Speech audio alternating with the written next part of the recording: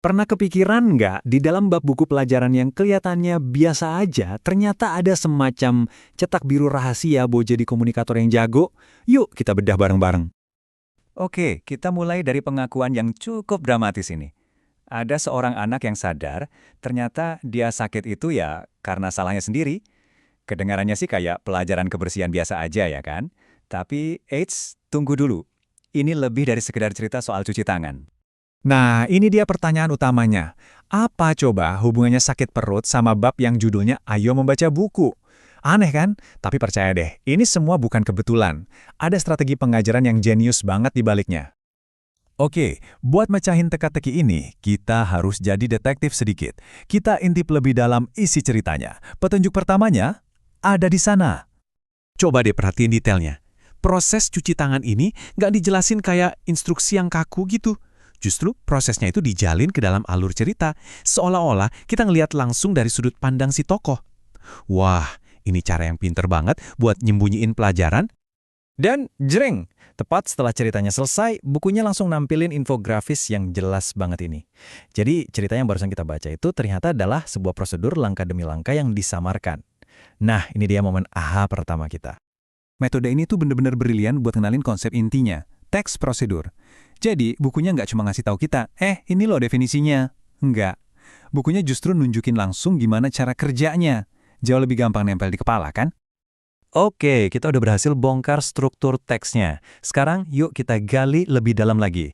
Kita lihat batu bata paling dasarnya komunikasi, yaitu kata-kata itu sendiri.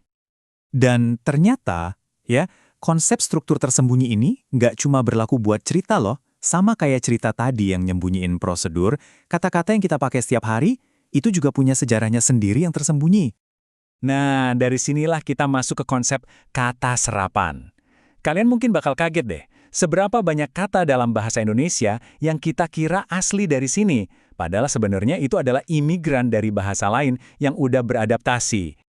Proses adaptasinya ini ada 4 cara utama. Pertama ada adopsi. Ini tuh kita ambil katanya plek-klik-keplipek, tanpa diubah. Contohnya data dari bahasa Inggris. Kedua ada adaptasi. Nah ini katanya kita Indonesiain dikit ejaan atau pengucapannya. Kayak bisnis jadi bisnis. Ketiga ada terjemahan. Ini kita nggak ambil katanya, tapi konsepnya. Terus kita terjemahin langsung. Kayak try out jadi uji coba. Dan yang terakhir, yang paling kreatif, itu kreasi. Kita bikin istilah baru sama sekali buat konsep asing. Contohnya daring, buat online.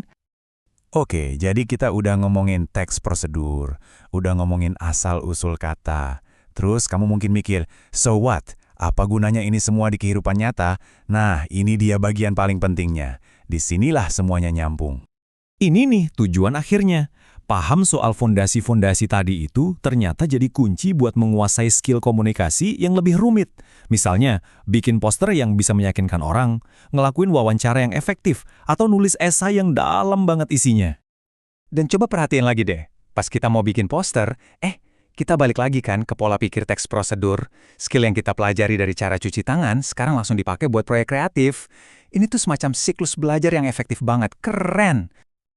Sekarang, yuk kita tarik benang merahnya dan balik lagi ke tema utama dari bab ini. Kutipan keren di awal bab tadi sekarang jadi kerasa lebih dalam maknanya ya kan? Menggenggam dunia itu ternyata bukan cuma soal tahu banyak fakta, tapi soal ngerti gimana caranya sebuah ide dan instruksi itu disusun dan disampaikan. Dan inilah inti dari semuanya. Judul Ayo Membaca Buku itu ternyata bukan ajakan biasa doang. Ini tuh semacam undangan buat kita jadi pemecah kode. Belajar ngebongkar struktur informasi supaya apa? Supaya kita bisa nyusun argumen, instruksi, dan cerita kita sendiri dengan jauh lebih mantap. Jadi, lain kali kamu baca sesuatu, mau itu artikel berita, novel, atau bahkan resep masakan, coba deh berhenti sebentar dan tanya ke diri sendiri, kira-kira struktur tersembunyi apa ya yang ada di tulisan ini? Dan gimana caranya aku bisa pakai pemahaman ini buat berkomunikasi lebih baik lagi? Jawabannya mungkin bakal bikin kamu kaget.